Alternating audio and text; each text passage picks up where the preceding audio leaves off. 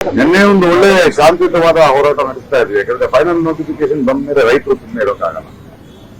ಇವತ್ತು ನಾವುಗಳೆಲ್ಲ ನಿಂತಿರೋದು ನಮ್ಮ ಹೋರಾಟ ಅಲ್ಲ, ಆದ್ರೆ ನಮ್ಮ ಹೋರಾಟ ರೈತರಿಗೆ ಏನಾದ್ರು ಆದ್ರೆ ನಾವು ನಿಲ್ಬೇಕು. ಅದಕ್ಕೆ ಒತ್ತಾಗಿ ನಿಂತ್ಕೊಂಡು ಬಂದ್ರು, ಕೇಳಿಸ್ಕೊಂಡ್ರು. ಇದು ಸಿದ್ದರಾಮಯ್ಯ ಅವರಿಗೆ ಗೊತ್ತಿಲ್ಲದ ವಿಷಯ ಏನಲ್ಲ. ಇದು 3.5-4 ವರ್ಷ ನಡೀತಿರೋ ಹೋರಾಟ. ಅವರು ವಿರೋಧ ಪಕ್ಷದಲ್ಲಿದ್ದಾಗ ಈ ಹೋರಾಟ ಸ್ಥಳಕ್ಕೆ ಬಂದು ಇದು ಅನ್ಯಾಯ ಆಗ್ತಾ ಇರೋದು, ಇದನ್ನು ನಾನು ಅಧಿಕಾರಕ್ಕೆ ಬಂದ ಮೇಲೆ ಸರಿ ಮಾಡ್ತೀನಿ ಅಂತ ಹೇಳಿದ್ದು. ನಾವು ಅದನ್ನ ನೆನಪಿಸಿದ್ರಿ ಮತ್ತೆ ಅವರಿಗೆ. ಇಲ್ಲ, ನೀವು ಹೇಳಿದ್ರಿ ಒಂದು ನೋಟಿಫಿಕೇಶನ್, ಫೈನಲ್ ನೋಟಿಫಿಕೇಶನ್ ಬಂದಿದೆ, ಅದು ನೋಟಿಫಿಕೇಶನ್ ಮಾಡಬೇಕು.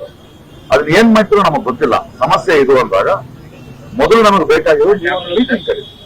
ಈ ರೈತರನ್ನ, ಈ ಕಮಿಟಿಯನ್ನ ನೀವು ಮೀಟಿಂಗ್ ಕರಿಬೇಕು ಮತ್ತು ಆ ರೈತರಿಗೆ ಆಶ್ವಾಸನೆ ಕೊಡಬೇಕು. ಮುಖ್ಯಮಂತ್ರಿಯಾಗಿ ನಾನು ಇದರ ಬಗ್ಗೆ ಪಾಸಿಟಿವ್ ಆಗಿ ಯೋಚನೆ ಮಾಡ್ತಾ ಇದ್ದೀನಿ, ನಮಗೆ ಡೇಟ್ ಕೊಡಿ. ಅದಕ್ಕೆ ಕೊನೆಗೂ ಅವರೀಗ ಅದನ್ನ ಪತ್ರಿಕೆಯನ್ನು ಹೊರಡಿಸಿದ್ದಾರೆ. ಅವರು 4ನೇ ತಾರೀಕು ಶುಕ್ರವಾರ ನಮಗೆ 11ವರೆಗೆ ಮೀಟಿಂಗ್ ಕೊಟ್ಟಿದ್ದಾರೆ. ನಾವು ಬರ್ತೀವಿ.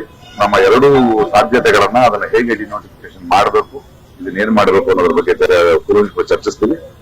ಕೇಳಿಸ್ಕೊಳ್ಳೋದು ಮುಖ್ಯ ನಮಗೆ, ಸ್ಪಂದಿಸೋದು ಬಹಳ ಮುಖ್ಯ ನಮಗೆ. ಅದನ್ನ ಕೊಟ್ಟಿದ್ದಾರೆ.